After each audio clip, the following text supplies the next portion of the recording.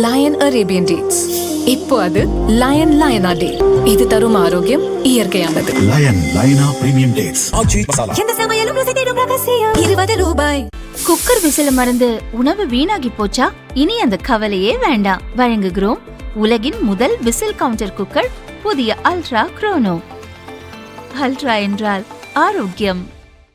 தாவேகா தலைமையிலான தமிழக அமைச்சரவையில் இந்திய கம்யூனிஸ்ட் இடம்பெறும் சூழல் உருவாகியிருப்பதாக அக்கட்சியின் மாநில செயலாளர் வீரபாண்டியன் சமீபத்தில் கூறியிருந்தார். இந்த கருத்தை அக்கட்சியின் முன்னாள் மாநில செயலாளர் முத்தரசன், திருப்பூர் எம்பி சுப்பராயன் போன்றோர் ஆதரிக்கவில்லை.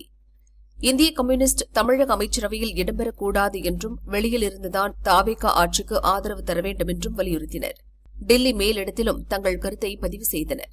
வீரபாண்டியனின் கருத்துக்கு கட்சியின் மேலிட தலைமை கண்டனம் தெரிவித்ததாக தகவல் வெளியானது. மார்க்சிஸ்ட் கம்யூனிஸ்ட் கட்சியும் விஜய் தலைமையிலான அமைச்சரவையில் இடம்பெற மறுப்பு தெரிவித்துவிட்டது. இதையடுத்து சென்னை அம்பத்தூரில் நேற்று நடந்த இடதுசாரிகள் ஒருங்கிணைப்பு குழு கூட்டத்தில் கம்யூனிஸ்டுகள் அமைச்சரவையில் இடம்பெறக்கூடாது என முடிவு எடுக்கப்பட்டுள்ளது. இந்த நிலையில் இடதுசாரிகள் ஆட்சி அமைக்கும் காலம் வரும்போது அமைச்சரவையில் இடம்பெறுவோம் என வீரபாண்டியன் திடீர் பல்டி அடித்துள்ளார். இதுகுறித்து வீரபாண்டியன் கூறுகையில், தாவேகா அமைச்சரவையில் இடம்பெறுவோம் என நான் சொல்லவில்லை.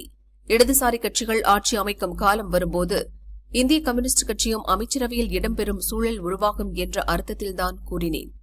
தாவேகா அரசை 5 ஆண்டுகளுக்கு ஆதரிக்கும் முடிவில் மாற்றம் இல்லை என்றார்.